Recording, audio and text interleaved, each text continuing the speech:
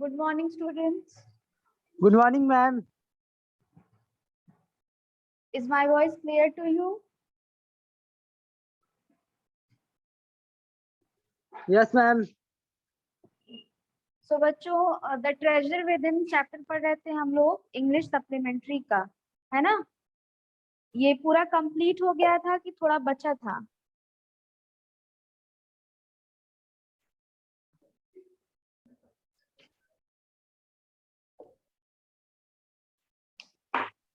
No, बताइए ma'am. Radhika, No, ma'am. Complete हो गया था? No, ma'am. हाँ, तो कहाँ तक हुआ था? पेज नंबर 28 तक हो गया था। मैम एक मिनट देख रहे। मैम जो बिल्डिंग बनी है हाँ, मैम वहां तक हुआ तो मैम अब बी आर का ठीक पढ़ना है, मैम। ठीक। That is because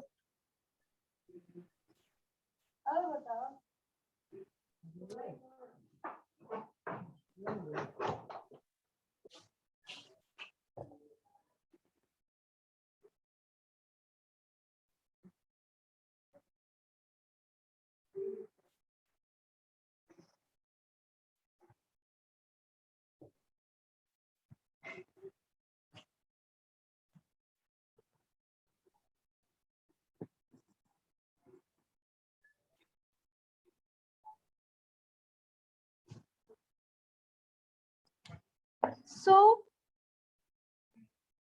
in school, I think living our lives, they have made us street smart. I have learned more by doing what I do on my own than what academics would have taught me. So, Hafiz contractor बताते हैं कि उनका मानना है कि हम लोग academics से ज्यादा जो खुद से करके जीवन में सीखते हैं, जो खुद से प्रैक्टिकली जो हम लोग खेल कूद और चीजें करते हैं, उससे हमको लाइफ में सीखने को ज्यादा मिलता है।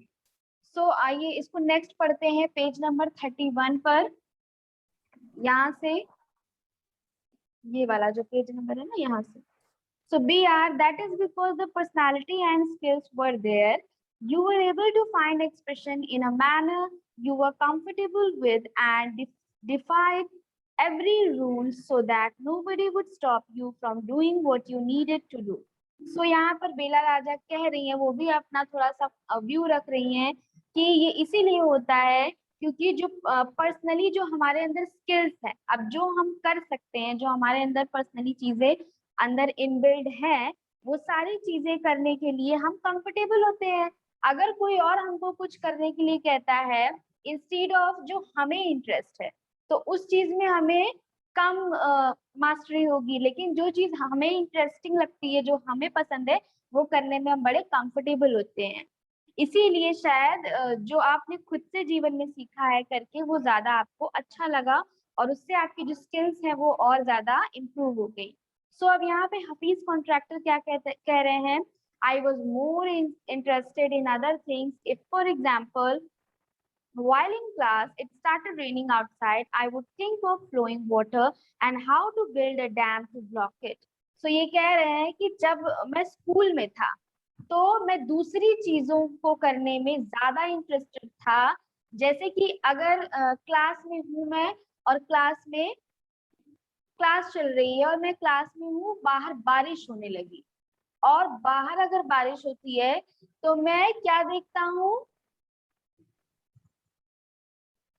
जो बाहर बारिश हो रही है मैं उसके बारे में देखता और सोचता हूँ। मुझे क्या दिखाई देता है, बारिश दिखाई देता है कि कैसे बारिश हो रही है और क्या चीज है जो बारिश को रोक सकती है, बारिश का पानी कहाँ पर जा रहा है। फिर और कैसे इसको I would think of the flowing water and how to build a dam to block it.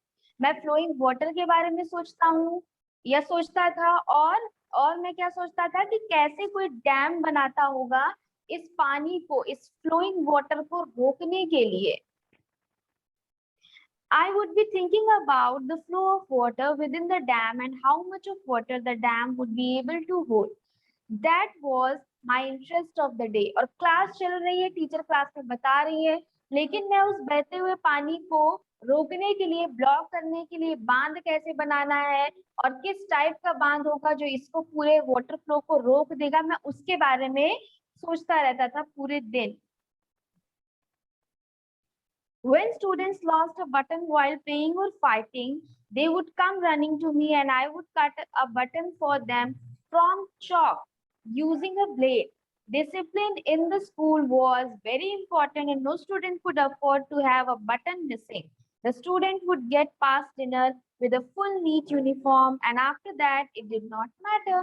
So school के अंदर डिसिप्लिन बहुत इंपॉर्टेंट था। अगर आपके शर्ट में बटन नहीं है तो वो डिसिप्लिन के अगेंस्ट था रूल के, तो बहुत जरूरी था। इसीलिए अगर बच्चे खेलते या फाइट करते समय किसी के शर्ट का बटन टूट जाता था तो वो दौड़कर मेरे पास आते थे और मैं उनके लिए चौक का बटन बना देता था, जिससे कि वो लोग पनिशमेंट से बच जाते थे और फिर स्कूल खत्म होने के बाद कोई मैटर ही नहीं करती थी वो बात। सो ये बता रहे हैं कि इनके अंदर आर्किटेक्ट की जो स्किल है, एक आर्किटेक्ट बनने की जो स्किल्स है, वो बचपन में की गई कई सारी एक्टिविटीज से आई, ना कि सिर्फ एकेडमिक्स से। फिर बेला राजा कहती हैं, coming to the present, how do you decide as to what kind of structure you want to give a client. तो पूछती है कि आज के टाइम पे आप अगर इतने अच्छे आर्किटेक्चर हैं तो आज के टाइम पे आप ये कैसे डिसाइड करते हैं, जब कोई आपके पास क्लाइंट आता है तो आप उसको मनचाहा जो शेप है, मनचाहा जो उनको डिजाइन चाहिए घर के लिए या बिल्डिंग के लिए, आप वो उसको कैसे बना कर देते हो। सो अब एचसी बताते हैं कि I look at the clients face, मैं पहले क्लाइंट के फेस को ऑब्जर्व करता हूँ, उसको देखता हूँ, हिज क्लोथ, उसके कपड़ों को, उसने कैसे कपड़े पहने हुए हैं, the way he talks and pronounces, और वो कैसे उच्चारण कर रहा है, प्रोनाउंस कर रहा है और कैसे बातें कर रहा है, the way he eats and I would know what his taste would be like, वो जैसे खाता है उसके तरीकों को देखकर मैं समझ जाता हूँ कि किस टाइप के डिजाइन इसको पसंद आएंगे। I can relate to people in a way what would be comfortable, मैं लोगों को देखकर रिलेट कर जाता हूँ कि इनको किस तरह की चीजें पसंद होंगी। I sketch very spontaneously on a paper on the spot, that paper I give to my people in the office. वो बता रहे हैं कि लोगों मीटिंग में ही, उस मीटिंग में ही मैं जज कर लेता हूँ लोगों को और उसी समय ऑन द स्पॉट मैं तुरंत डिजाइन बनाता हूँ और अपने जो काम करते हैं उन लोगों को, मतलब मेरी टीम को, मैं उसको दे देता हूँ।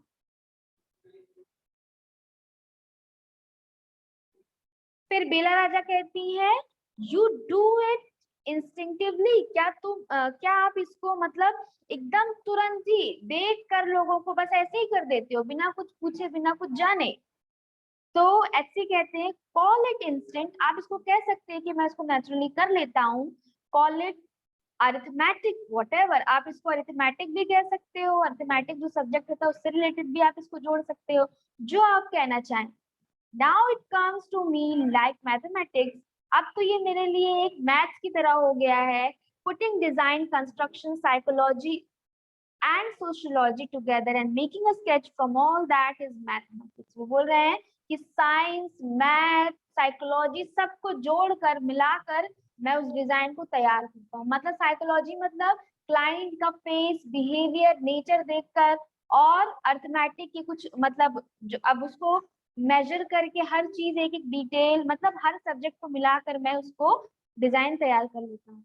So here we almost come to a full circle where Mr. Contractor has derived his own interpretation of mathematics, taking it from a subject he hated to a subject he now loves dealing with। तो जिस math से उनको नफरत थी, आज हम ये कह सकते हैं कि जो मिस्टर कॉन्ट्रैक्टर है वो उसी की हेल्प से, उसी की मदद से अपना सारा काम इजीली करते हैं और उनको अब उसी सब्जेक्ट में इतना इंटरेस्ट भी आ गया। सो बच्चों ये था हफीज कॉन्ट्रैक्टर, जो इतने बड़े आर्किटेक्चर हैं, उनका स्टोरी, उनका इंटरव्यू। सो अब now let's move on to the exercises. Yes ma'am. Ma'am मेरा एक कंपेयर चेक हो गया है। क्या बोल रही हो? मैम इसमें मैम 2 कंपेयर चेक है ना मैम, क्वेश्चन आंसर। हाँ मैम पहला वाला हो गया, सेकंड वाला मैम अब कंप्लीट हो गया चैप्टर, तो आज करेंगे। अच्छा, मैम आपने वो सेंड करने को कहा था ना चैप्टर। कौन सा चैप्टर? मैम मैं सप्लीमेंट्री और वो हनी वेट। अच्छा, उसको मैम पढ़ने के कॉपी, लिए बोला था? मैम वो सेंड करने को कही थी ना मैम व्हाट्सएप पे। नहीं नहीं नहीं, हमने कुछ सेंड करने के लिए नहीं कहा। सेंड करने की कोई बात नहीं हुई। मैम आप बोली नहीं थी कि मतलब चैप्टर हो गया तो भेज दियो। नहीं नहीं, हो सकता है कुछ आप गलत लगा हो। सेंड करने की तो बात ही नहीं।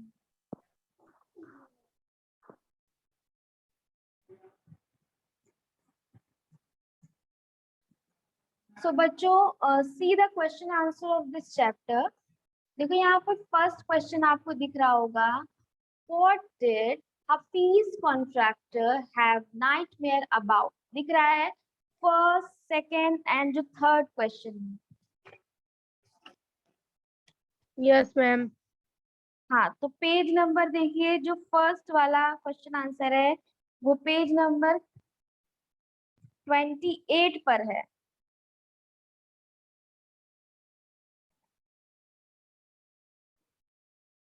और ये सारे उसके आंसर्स है। ये क्वेश्चंस है और ये सारे उसके आंसर्स हैं, ठीक है। तो इसको आप लोग नोट कर लीजिए, कॉपी में इसी को करना है।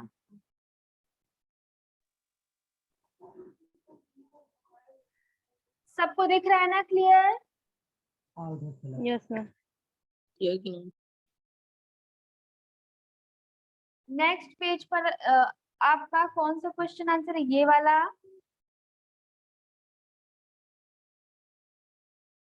पेज नंबर 32 जो है, ये आपके क्वेश्चंस है सारे और ये आपके सारे आंसर्स हैं। दिख रहे हैं? सब लोग इसको कर लीजिए। कॉपी में सबका काम कंप्लीट हो जाना चाहिए। मैम फिफ्थ वाला आंसर पूरा नहीं लिखा। हाँ, नहीं दिख रहा होगा, अभी दिख जाए।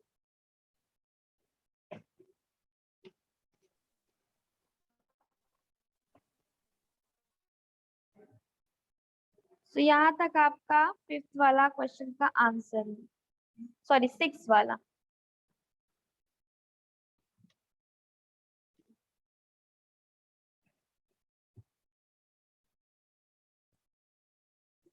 सो बच्चों, ये जो चैप्टर नंबर 4 था ये हमने पढ़ लिया है।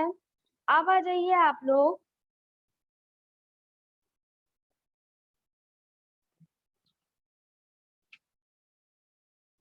इंग्लिश लिटरेचर के चैप्टर पर आ जाइए। English literature yes ma'am. Chapter number 2 हम पढ़ चुके थे। अब चैप्टर नंबर 3 पर आ जाइए। ज्योग्राफी लेसन जो पोयम थी वो भी हमने कंप्लीट कर ली थी।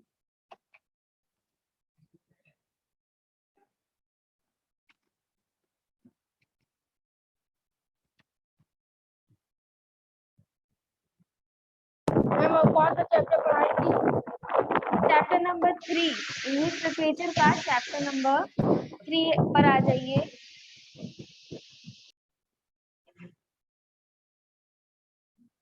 बहुत अच्छा चैप्टर है, बहुत इम्पोर्टेंट चैप्टर है। इसमें आपको इंग्लिश लिटरेचर के साथ साथ हिस्ट्री भी आपको इसमें थोड़ी बहुत समझ में आएगी, जानने को मिलेगी, बहुत अच्छा लगेगा। इसके जो वर्ड मीनिंग्स है आप देख लीजिएगा।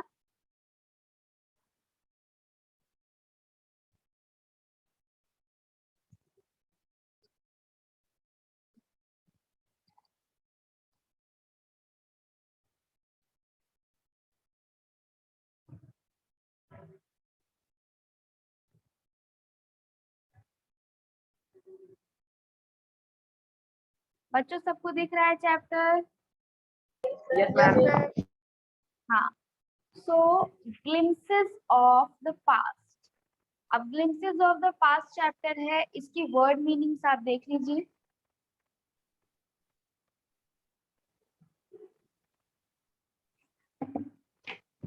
इसमें वर्ड मीनिंग्स नहीं दी हुई हैं।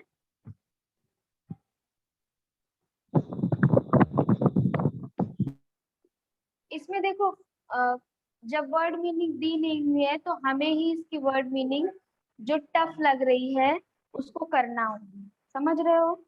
करा दे कि आप लोग कर लोगे, बोर्ड पर कराना पड़ेगा कि आप लोग कर लोगे। मैम आप समझ नहीं आएगा। 5 वर्ड मीनिंग, ठीक है, 5 वर्ड मीनिंग करना है। फिर 5 आपको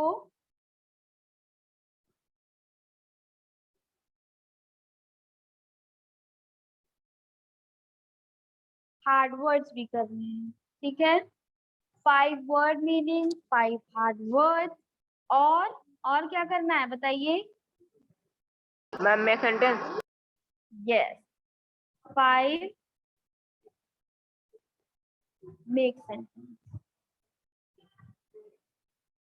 हो जाएगा कि कराना है बोर्ड पर? जल्दी बताओ। मैम हो जाएगा। राधिका,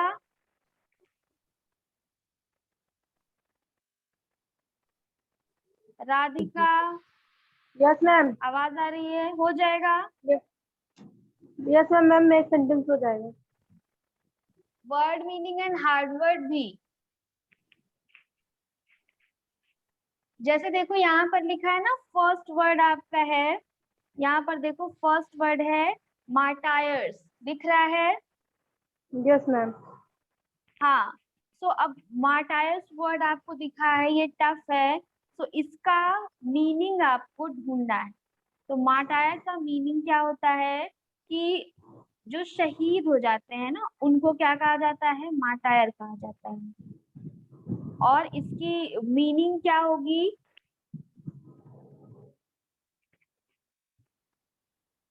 इसकी मीनिंग होगी बच्चों, a person who is killed because of what he she beliefs, अपने बिलीव्स के लिए, अपने विश्वास के लिए, अपने देश के लिए। अगर कोई व्यक्ति जो है वो डेथ हो जाती है, किसी व्यक्ति की डेथ हो जाती है अपने बिलीफ के लिए, तो उसको हम लोग शहीद कह देते हैं। अगर देश के लिए कोई जान देता है तो हम लोग उसको क्या कहते हैं? शहीद ही तो कहते हैं ना, तो उसी को मार्टायर कहते हैं। ऐसे ही कई जो वर्ड्स है ना, वो आपको निकालने हैं और करने हैं। चलो अब आ जाते हैं हम लोग चैप्टर पर। सो फर्स्टली जो है, यहाँ पर देख सकते हैं आप, कॉमिक्स जानते हो ना? कॉमिक्स जो होती है, पिक्चर्स के साथ जो स्टोरीज होती है, वैसे ही टाइप की आपकी ये स्टोरी है। इसमें देखो कॉमिक्स की तरह पिक्चर्स हैं, उसके साथ साथ आपको जो लोग बातें कर रहे हैं। अब ये जो सर्कल्स दिखते हैं, इन सर्कल्स में जो चीजें हो रही हैं, दिख रहा है कि नहीं? जो ये सर्कल्स हैं, इसका मतलब क्या होता है Yes, कि ma'am. लोग बातचीत कर रहे हैं। ये जिसके सामने ये सर्कल होता है उसका मतलब कि वो ये चीज बोल रहा है।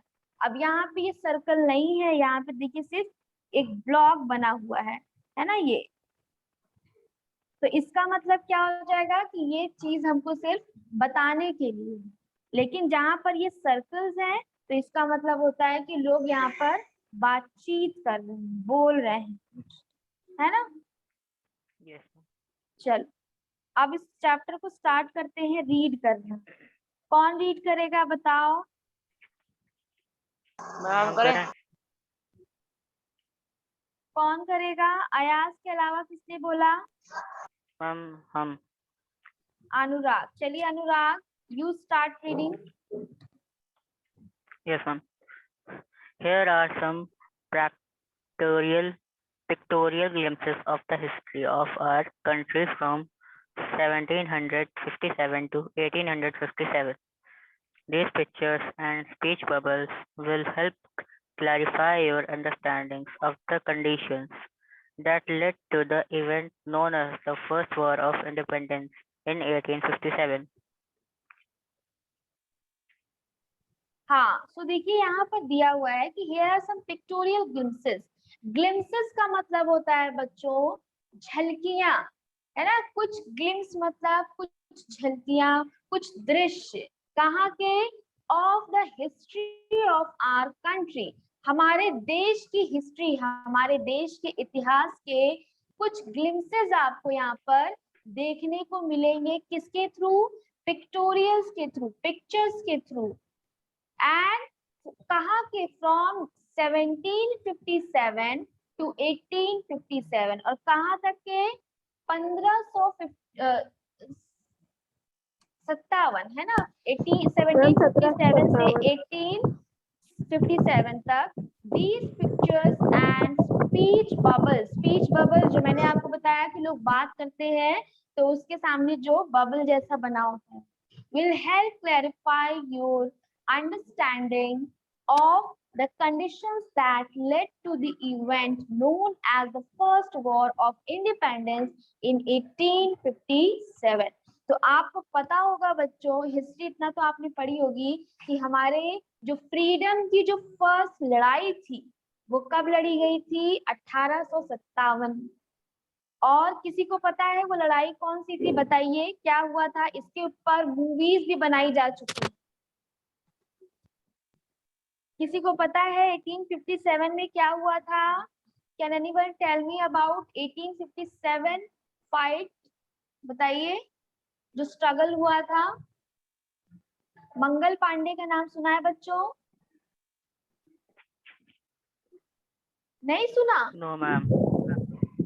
अरे आप लोग, चलो, जो मंगल पांडे थे वो, अब आपको पता है ना, जब इंडिपेंडेंस के पहले हमारे इंडियंस जो थे उनको अंग्रेजों की फोर्स में काम करना पड़ता था। तो मंगल पांडे भी एक सैनिक थे अंग्रेजों की फोर्स के। उन लोगों को कारतूस, जानते हो ना कारतूस, जिस जब बॉम्ब एमिनिशंस होते हैं, बॉम्ब के अंदर आता है, ऐसे ही कुछ होता है कारतूस, जिसको पहले दांत से वो लोग कुछ कट लगाते थे, उसके बाद यूज करते थे उसको ब्लास्ट करने के लिए। सो मंगल पांडे जो सोल्जर था उसको पता चला कि जो कारतूस अंग्रेजों ने दी है उनको यूज करने के लिए, उसमें गाय का जो चर्बी होता है उसको मिक्स किया गया है। सो मंगल पांडे ने इस चीज का, बीइंग एन इंडियन, आपको पता है गाय को हम लोग मदर की तरह बोलते हैं, उनको मदर की तरह ट्रीट करते हैं, तो बीइंग एन इंडियन वो बिल्कुल भी ऐसा नहीं कर सकते थे कि उसको अपने माउथ से टच करे या उसको अपने जबान पर लगाए। सो उन्होंने इस चीज का विरोध किया था, उन्होंने इस चीज के लिए प्रोटेस्ट किया, और सारे जो सोल्जर्स थे उस समय उन्होंने भी किया। तो मंगल पांडे को मार दिया गया था अंग्रेजों के द्वारा। सो इसीलिए बहुत ज्यादा उस समय लड़ाई हो गई, और बहुत सारे लोग, मतलब फिर उस समय पहली बार ऐसा कुछ हुआ कि इंडियंस ने अंग्रेजों के खिलाफ लड़ने के लिए काफी हिम्मत से प्रोटेस्ट किया। मतलब उस समय अंग्रेजों को लग गया था कि अब इंडियंस जो है वो नहीं मानेंगे, और अब इन्होंने हमारा विरोध करना कड़े से, मतलब बिल्कुल स्ट्रिक्टली विरोध करना स्टार्ट कर दिया है। तो अंग्रेज भी डर गए थे इस चीज को देखकर। चलो, सो अब आयास, आप जो ये चीजें हैं उसमें से पढ़िए, जो पिक्टोरियल्स है ना, यहाँ से पढ़िए, Yes, स्टार्ट करिए।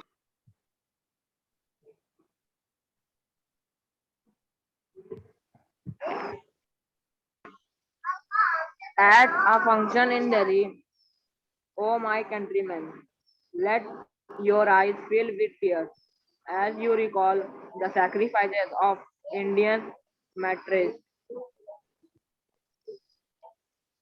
The company contest 1757 to 1849. With its superior weapons, the British East Indian Company was extending its power in 18th century India. Indian princes were short-sighted. That upstart Raja Ba called the English merchants. They will help me to defeat him. The people had no peace due to such constant fights. The rivalries helped the East Indian Company, and it could easily subdue Indian princes one by one.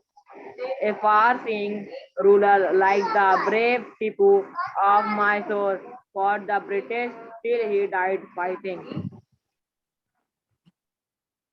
चलो, so with it superior weapons, अब देखो यहाँ पर क्या है the companies conquest, conquest का मतलब यहाँ पर है बच्चों जीतना, विजयी होना। सो जो कंपनीज जो है वो कॉन्क्वेस्ट, उनका जो विजय था वो कैसे हुआ। कंपनी यहाँ पर है बच्चों जो इंग्लिश ब्रिटिशर्स की जो कंपनी थी वो, और ये 1757 से 1849 तक की बात है कि विद इट्स सुपीरियर, यहाँ से देखिए, with its superior weapons the British east India company was extending its power in 18th century India। 18th century का जो इंडिया था उसमें किस किस तरह से ब्रिटिश ईस्ट इंडिया कंपनी ने अपने आप को एक्सटेंड किया, फैला लिया, बढ़ा दिया। कैसे? विद इट सुपीरियर वेपन्स, इनके पास बहुत ही मॉडर्न टाइप के वेपन्स थे, हथियार थे, तोपें थी जो हमारे इंडिया में कम थी। मतलब यहाँ पर उतना ये सब जो एम्युनिशन थे इतना डेवलप नहीं थे जितना ब्रिटिशर्स के पास था। तो इसके दम पर इन्होंने हमारे इंडिया में अपना जो ब्रिटिश ईस्ट इंडिया कंपनी है उसको पूरी तरह से फैला लिया। इंडियन प्रिंसेस वर शॉर्ट साइटेड, इंडियन के जो प्रिंस थे, राजकुमार लोग थे, जो राजा लोग थे, उनको मार दिया जाता था। That upstart Raja Ba call the English merchants, they will help me to defeat him। So अब देखो यहाँ पे राजा क्या कह रहा है, that upset राजा बा, जो upset राजा upstart राजा बा है, call the English merchants, वो क्या कह रहे हैं कि इंग्लिश मर्चेंट्स को, इंग्लिश जो व्यापारी है इन लोग को बुलाओ, they will help me to defeat him। अब मतलब राजा राजा आपस में ही लड़ने के लिए अंग्रेजों का हेल्प लेने के लिए कहते थे। The people had no peace due to such constant fight। अब constant का मतलब है लगातार। अब लगातार जब लड़ाइयाँ होती रहती थी तो लोगों के अंदर शांति नहीं थी, पीस नहीं थी। फिर the rivalries helped the East India Company and it could easily subdue Indian princes one by one। अब राइवलरीज मतलब लड़ाई झगड़े, इतने लड़ाई झगड़े आपस में राजा लोग करते थे कि जो अंग्रेज थे उनको मौका मिल गया था कि वो हमारे प्रिंसेस को, राजकुमारों को एक एक करके अपने अंडर में लेते जाए, और जब आपस में सब लड़ लड़ के मरते रहेंगे तो एक एक करके तो सब कम होते ही रहेंगे। फिर a far-seeing ruler like brave Tipu of Mysore, Mysore के टीपू जो थे बहुत महान सम्राट थे। For the British till he died fighting, उसने अंग्रेजों से लड़ाई की जब तक कि वो लड़ाई करते करते उसकी डेथ नहीं हो गई। फिर यहाँ देखो क्या लिखा हुआ है पिक्चर में कि thank God there is peace in the country now, no more wars and no looting by thugs. अब देखो how did Indians react to these conquest. अब ये जो लड़ाइयां हो रही थी, ये जो अंग्रेज लोग लड़ाइयां कर रहे थे, इसके लिए, इसके बारे में इंडियंस की क्या राय थी। अब ये जो लोग बातें कर रहे हैं ये सब कौन है, ये सब इंडियंस है, ये सारे लोग इंडियंस हैं। तो ये लोग अंग्रेजों के लिए क्या बोलते थे कि थैंक गॉड कंट्री के अंदर अब तो पीस है, शांति है, अब लड़ाई झगड़ा नहीं हो रहा है, अब अंग्रेजों ने सब सही कर दिया है। It is good who sent the British, it is God who sent the British। वो कह रहे हैं कि भगवान ही था जिन्होंने ब्रिटिश को भेज दिया, अंग्रेजों को भेज दिया, बड़ा भला हुआ हमारे हिंदुस्तान का। Our destiny is linked with them, हमारी तो किस्मत का फैसला ही अंग्रेज करेंगे। और अब यहाँ पर देखिए क्या बातें हो रही हैं, यहाँ पर लोग क्या कह रहे हैं, इस वाले पिक्चर में देखो, यहाँ पर क्या कह रहे हैं लोग कि the white man has killed all dethroned our king। dethroned मतलब गद्दी से हटाना। तो कह रहे हैं कि जो अंग्रेज लोग थे उन्होंने हमारे राजाओं को मार दिया और उनकी गद्दियों को छीन लिया, उनको हटा दिया वहां से। फिर दूसरा क्या कह रहा है कि some kings were not good but after all they were of this land। अब राजा लोग आपस में लड़ाई कर करके मर रहे थे, लेकिन इसको भड़का कौन रहा था, अंग्रेज। तो लोगों की क्या क्या अलग अलग राय थी इसके बारे में। अब यहाँ पे लोग क्या कह रहे हैं कि कुछ राजा लोग तो थे बुरे, अच्छा वो मर गए, लेकिन कुछ राजा अच्छे भी थे जो हमारे देश का भला करते थे. Now we have become slaves of foreigners. और कुछ लोग क्या कह रहे हैं कि अब तो हम लोग अंग्रेजों के गुलाम ही बन गए. सो बच्चों इतना ही रखते हैं आज के लिए. ठीक है, that is it for today. आगे से हम लोग इस चैप्टर को Yes. और कंप्लीट कर लेंगे. ठीक है, thank you all, bye bye. Yes, ma'am. Thank you, ma'am. Bye ma'am.